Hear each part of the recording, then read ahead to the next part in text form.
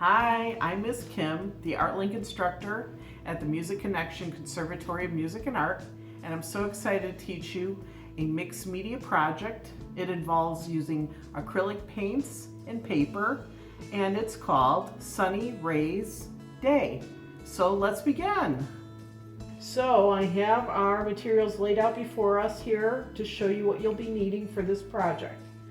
Here is kind of what it's going to look like without paint, of course, and then the added details, but you get an idea. So this is a canvas, but if you don't have canvas, you can use a mixed media paper. There's larger notebooks, spiral notebooks like this, and I tore a piece out because it's perforated, so you can tear a piece out like that. There are smaller notebook mixed media papers. They're a thicker paper that can withstand paint and glue and everything like that and water, so that's why you want to go with a mixed media. This is a good brand, Canson. Then we have here a canvas board panel or canvas board. It's an 8x10, and on the back it's wrapped in plastic. You can get this at the dollar store. It's a canvas, but it's thinner. It's not a thick canvas. So these are relatively inexpensive, easier to store in your house, and you could lean it against a wall just like you could the canvas to display. But this one shows title, artist, your name, medium would be acrylic paints and paper, mixed media project, the date, and your signature. And this is a nice way to keep your artwork together. Create a portfolio if you'd like, or just to have it so you can look back on when you made your project. Okay, but they're wrapped in plastic like this, and I found them at the dollar store, so that's possible. So whatever you have, this, the mixed media paper or a canvas, are good ideas for this project. Okay, the other thing you want is a foam plate like I have here, and that's good for the paints as a paint palette because it won't seep through the paint plate like a paper plate would. That's also acceptable, but this, you don't lose as much product or paint because it won't get absorbed into the plate, paper plate. I mean, this is foam, so it's a coating, so it won't get absorbed in as much. So you're not losing as much paint. Here are the colors we'll be working with. I happen to have Artist Loft. They're mini tubes. You can buy a whole set at Michael's, Hobby Lobby, and such, even Walmart, I believe. So just check out your stores. You can go on Amazon and order a set. Today's colors we're working with, and this one was just an extra orange color I happen to have in my stock. It's a tangerine color. It's just an acrylic. And so I'm working with things I have at home too. So the colors today we'll do our black and white, a darker blue, a lighter blue, a red, a yellow, and an orange. So those are the colors you need for this project today. Then also I have a little bit of water in a jar. This is a relish jar.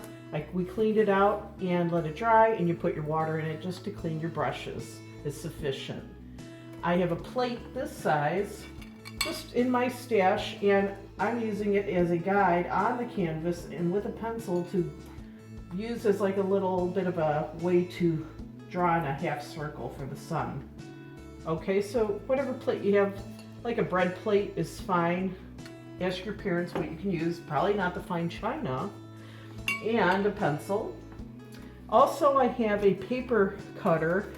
This is a Fiskars, and it's nice because it makes nice straight lines. It has a guide here where you rest the paper on it, your scrapbook paper or cardstock, and you can just cut through it. Oh, the blade kind of came out of here, and that happens. And you just get a nice straight cut there. Okay? If that helps so you can see it better. All right? Or you can simply use scissors and cut straight lines or angled lines, because some of these parts are going to be angled cut, not just straight. Okay? And for the height of your rays, you can use the scissors. You have a sponge applicator with some tacky glue or Elmer's glue sufficient. If you really have to, a stick glue is okay, but I recommend these work really much better on this kind of project with paint. With gluing onto paint, it's more effective. This you can find at the dollar store, as well as you can find your sponge applicators kind of down the craft aisle, or even buy like your electric stuff, your bulbs and stuff like that. They'll have a bag of them, and they're inexpensive. You get a lot of different sizes. Okay, and then I have 2 big brushes and a small fine lined brush like this. Also, I have a Sharpie black marker. You can just use that. If you happen to have a Sharpie paint marker, this is a water-based one, that's really great. But if you don't have it, you could certainly use a Sharpie marker, permanent marker. I kind of recommend a thicker tip like this one, not a fine point if you can avoid it. But you know, everything here is versatile. So remember that. Don't feel like you have to have everything exactly as I have it. And when doing this project, you're going to need different colors. Color stock paper, like I have, with different patterns. Some are even solid. That's fine. I worked with the stuff I had in my art supplies. And this one's more floral. This is a stripe, a solid. This one has a pattern, repeat pattern of like a tangerine or a lemon. I guess you could say a lemon with yellow. And then a solid red. So you'll have a variety of cardstocks. You want to have 6 different ones to make it interesting on your rays for your son. And you'll cut those papers. So I'll have, like, say, a cardstock paper in my stash. This one has patterns on both sides. You can find that at just about any store too. Like a whole packet of scrapbook paper where it's double-sided patterns, but the colors all coordinate. You might just go with 1 packet in order to do your project. And you can use these papers for other things, for like scrapbooking or things, okay? So when you're using this paper, you simply can slide it into, say, something like this paper cutter, my Fiskars, and I'm sliding the blade up and down and pushing down to create that straight line and that straight edge on my paper. And that was kind of how I went about that. If you don't have it, again, don't worry about it. You can always use your scissors and cut straight and follow the lines, maybe on this, or just freehand it, and it doesn't have to be perfect. Also, the height of your piece, you can also go like this and just cut it on your own. You don't need this Fiskars paper cutter. If you have it, it helps, but you don't have to have it for the project. Again, then you want, with a raise, once you have your papers, you cut them about 1 inch wide or so, and they don't have to be perfectly measured. You see they're different widths, and that makes them more interesting. So then I take my scissors and I create that angled cut for the ray, and I just cut them away and toss those scraps, and there you have like an array that you would put down. So I like to get all my colored papers cut and designed and laid out on my piece, on my composition like I have here ahead of time. See how I want to lay it out, okay? I'm going to move some things aside, bring this to the center. Now I have my water here, and I have my brushes and everything. So what I want to say first is, with the plate that I asked you to get, you can set it onto your piece, and you want to get a good amount of sun showing. So you slide your plate to where you'd like it, and that's where I wanted it. So then I just took my pencil and I held it down the plate like this, and then I just put my pencil and I lined it out like that, and outlined it, okay? Then you could set that aside, lift up your canvas, and as you see, you can continue the line on this side and this side to create that 3-dimensional look on your canvas. Whereas with the canvas panel, it's very flat. You don't need to do that, nor with these two are 2-dimensional. There's no width, so you don't have to worry about continuing the line on the sides. All right, so we'll set that aside. We have our strips, and I have the order I want them. So you would cut these out and have these ready, and you'd lay them out how you would like it. I like the variety of plain, stripe, a pattern, a solid, a stripe, and floral. That just happens to be the arrangement I made. I don't want you to match this exactly. I want you to do it the way you'd like it, but you get the idea, okay? Then I'm going to take them and just kind of lay them on top of each other like this. So I remember the order, how I had it set for my composition, And I'll set this to the side like so. Okay? So I know how that's all set up, ready to go. Next, I want to take my paints off my palette, and I am going to put some orange for the sun onto my palette, just like that. You can work with paints you have at home as long as it's like an acrylic. It doesn't have to be a certain brand. Work with what you have is fine. Or if you need to make the color orange, say you only have red and yellow, you can mix these two primary colors, red and yellow, to create your orange. That's possible too. Okay? So with my smaller brush like I have here, this width, I'm going to wet it in my water like I'm doing and push down on the bristles of the brush, just to like kind of break it in and warm it up and help it break it in, because it gets a little hard when it's just sitting. Those brushes need to be pushed down to kind of loosen them up, I guess you could say. Then I'm going to take the excess water and put it on my paper towel that I have. And in here, I'm just going to do a quick mix. I think I see a little here. I'm getting that out of the way. I'm going to just do a quick mix of the paint within my palette to make sure it's combined, because sometimes the pigment separates or whatever. So just mix it up a little bit. And then what I'm going to do is paint my sun. And all you're doing is following that line there. And what you can do is take your brush and simply, with a flat brush especially like I have here, makes it a little easier to kind of go along the line and make a nice smooth line there like I'm doing. Take your time, and it doesn't have to be perfect. Do the best you can. Don't get frustrated, and just follow that line like this. And you can add more paint. You might need it to be kind of wet.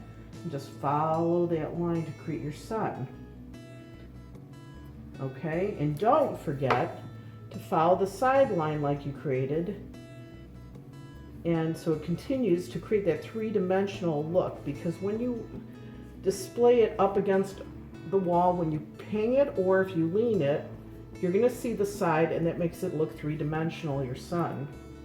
That hot summery sun lately, I'll tell you, inspired me to do this project. So I hope you guys are going to enjoy it, and it's really colorful and fun. All right, so I'm going to paint the rest of this in, and then I'm also going to add my blue for my background for the sky. What I want to do is do some dark blue, a good amount, and I could do a little light blue in there, or white. Add a blue that you like, a color blue that looks nice, it's not too dark. And I'm going to use a bigger brush and dunk it in the water and get those brush bristles primed and loosened, and take that excess water off the side of the jar there and just dab it. I'm going to mix these colors together like I'm doing here on my palette. I'm going to move that for the shadow so you don't have that shadow effect while I'm doing that. And I'm just mixing those colors well on the palette. Okay, and that's gonna be my background sky. And also make sure you do your top of the canvas if you're working on the canvas. The sides again, and by the sun you just go by right next to the sun, just not right on it, because that color orange is not dry yet. You don't want it to mix, because it could mix into your blue. All right, and even on this side again, you might want to steady yourself and put your canvas on the table as you're doing this to get that blue on there. So I will continue to paint all this. We're going to let it dry, and then we'll go on to the next steps, okay? Okay, so as you can see, I painted in my orange for my sun, even on the sides of my canvas to create that three-dimensional effect. So I continued the line, and I painted my background sky, even the sides of all the sides of the canvas, blue, and I made sure all sides were covered well. I'm just letting it dry a little more because it's still shiny in the blue. That means it's still wet. So if it's shiny, it's still drying. If you happen to have a fan and it's okay, you could turn it on and help that create a faster dry time on your piece. or you could just let it dry and come back to it. But make sure your brushes are in water, because if they have paint on them and they're sitting out, they will turn into rocks. So it's important to wash your brushes well, clean them up. So you can maybe do that in between waiting for the dry time, okay? So as you can see here, the sun, I touched my finger, it's clean on my finger. There's no paint coming on. It's dry because there's no shiny spots. So now I want to dip my fine liner brush like this in a little water, and I put a little bit of yellow and a little bit of white on my palette, and I'm mixing the two to create a light, really light yellow. What I want to create with that is some detail work within the sun of like some rays of heat to suggest it. It's a design that we're doing, so we're not doing actual imagery, but we're suggesting it. So within the sun, I'm going to do some basic dashes in the shape of the sun, like so, like this, and just kind of brush it. It does not have to be a continuous one stroke. I think it's more interesting if it skips. You can even alternate, meaning wherever there's that open space, you can just kind of let your brush glide across and, you know, go the shape of the sun with your brush, but just kind of go fast and just drag it. It's kind of like a dry brush technique too. Make sure you get some of the sides. And as you see, it's just kind of, you see a little bit of the orange in the background.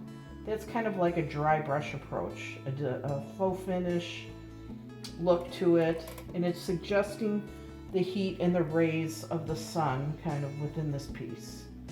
Okay, and you don't want to mess with it too much, just do a couple quick brush strokes is the best way to do it. Clean your brush out in your water, and then just go ahead and clean your brush, your fine tip one, and just create that point by dragging it on your paper towel and twisting it. It'll keep that tip going. But set that down, let that dry. We're gonna let that part dry now, okay? There are some wet parts of the blue here still, but we're gonna just kind of march along here. You're gonna take your strips of paper that you had cut, and you had an order to them. So the bottom was at the bottom, and that's at the bottom of your piece. And I'm gonna lay it down in my composition right here, right now. And I'm gonna have these parts closer to the sun like I'm doing, and they're gonna all kind of be pretty uniform, meaning same. This part should kind of match all of them as you're laying them down. You should be picking up from the bottom and laying it down, and then the top one will be the top one that you had in your stack of paint, your papers. So there's how your composition should appear. What you're going to do now is take your tacky glue. You're going to put a little on your palette, and if you have to, sometimes my glue dries on top, creates this little, you know, barrier. It won't come through, so just peel that off with your hand, toss it to the side.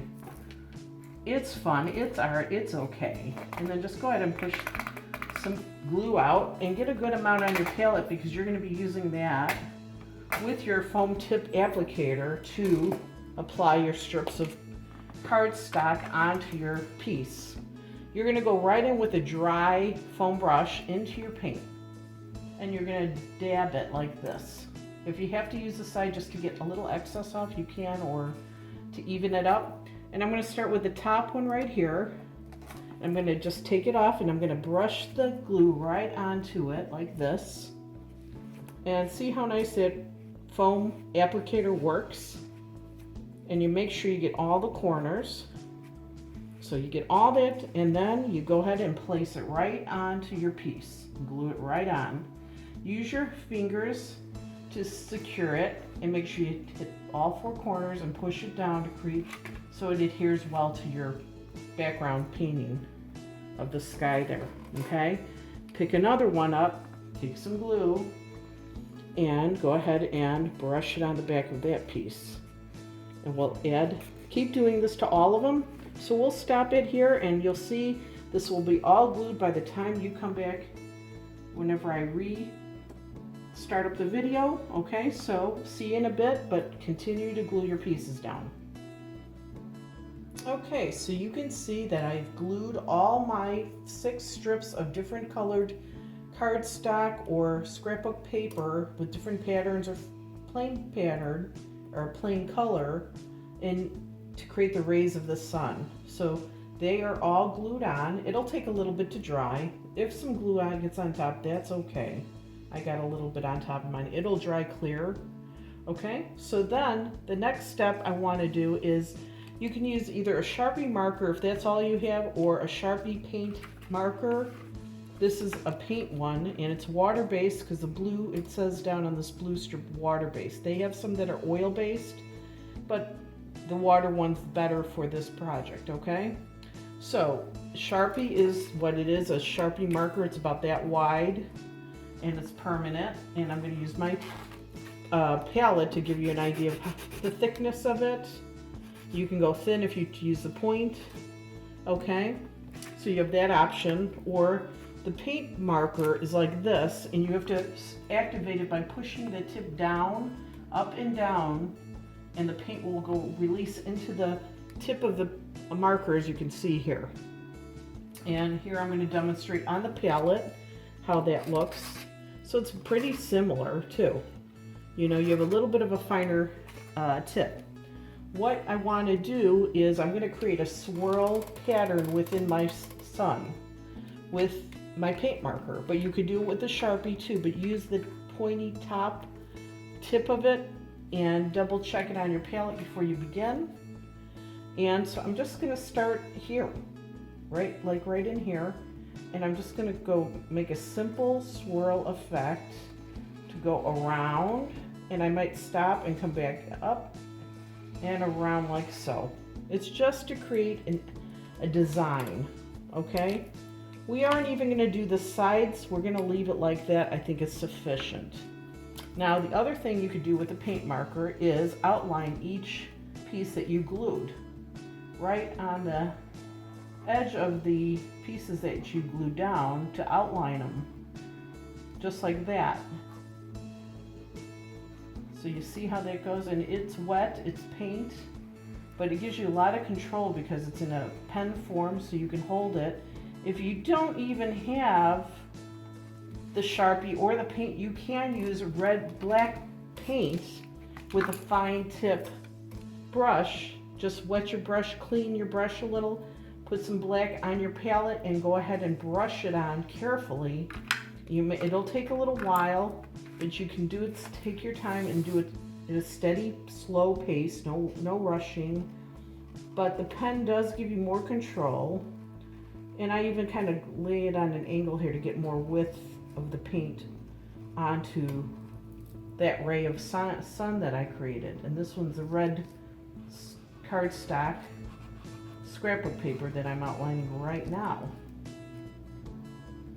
So you just want it all outlined because it'll really bring out that ray of sun more prominently. More strongly is another word. If you don't know what prominently means, strong, it comes across a little more strong, that ray of sun. So I will continue to do that with all of them. I'm not going to do it here because of time, but you know that you can outline all of your rays to have the completed piece, either with a paint pen, a Sharpie, or black paint, as I explained here. Okay, so I'm going to move that to the side. Now I'm going to add a couple more details on this. So I'm going to use my finger, and I am going to mix the paint yellow and white that I had used earlier for the brazen here, and I'm just going to put on my finger, and I'm just going to basically dot right on top, just for fun. Another way of painting, kind of finger painting right onto that line of that marker line. And I'm just going to go like, just, I don't know, eyeball it. You don't have to measure everything. You can just have fun and say, oh, I like how that looks, and just eyeball it. But I'm just kind of dotting right on the line intermittently, meaning a little space in between, and that's it. And I think it makes it kind of interesting and fun to look at. So that's another fun design element I'm adding to my piece. Now I want to do red, so I'm going to take the red, put it on my palette, and notice here my paint's dry, so I could put a paint color right on top of another color because it's dry. It's flat, it's not shiny. the orange, so that's not a big deal. And I'm going to put my finger right in the red paint. I did it. And I'm going to go right into the orange now. See how I did that? And I'm just doing it wherever I want to do it. But not too much, just a little bit, just to make it interesting. And I'm going to push my finger down and pick it up. That's it. You can have fun with this. Your parents can do this. Anybody really can do this. It's a lot of fun. If you feel like getting a few on the sides to create that three-dimensional, that might not be a bad idea here. That'll just show the continuation of the idea of that design through your composition, okay? Last but not least on the project, I'm taking my fine liner, wetting my brush, drying it, and adding it into my yellow white that I made earlier. And I'm simply gonna twirl it into the paint, creating a tip. So I twirl it to create that tip. And I'm just going to create some squiggle lines like this to create that sense of heat rays. And that makes the image more fun to look at too. I feel it really suggests the heat coming down on Earth to warm us. And if you've been outside past couple days, you know how hot it's been. So I'm just doing a little bit on the sides of my canvas as well, just to kind of suggest the three-dimensionalness of it. Okay, and I'm just doing squiggles because that's like the rays of the heat from the sun that's being emitted from the sun. Okay, and there you have it. Remember, you outline each of these to complete the piece. Let it dry. If you feel like signing your piece, you certainly can put your name here once everything's dry. There's nothing shiny. Then you can take a paint marker or a Sharpie and take the tip of it and just sign your name right on your piece. But mine, I'll just do it right here in between where it's dry. And there you go. So that concludes my lesson. I hope you have a wonderful time doing this. And remember, be happy and keep creating. Be sure to look for my social distancing contests that I offer to win Amazon gift cards in the mail for first, second, and third place for either kids 5 through 12 years old, boys and girls, ages, and I said 5 through 12, and or else for teens and adults, okay? Wednesday night at 7 o'clock is the deadline date and time to submit your art entries in so I can take a look at them, review them, and announce the winners come Friday night. It will be posted around 6 o'clock on our website, The Music Connection, Conservatory of Music and Art. So, have a wonderful time with the project, and this is Miss Kim signing off. Bye for now.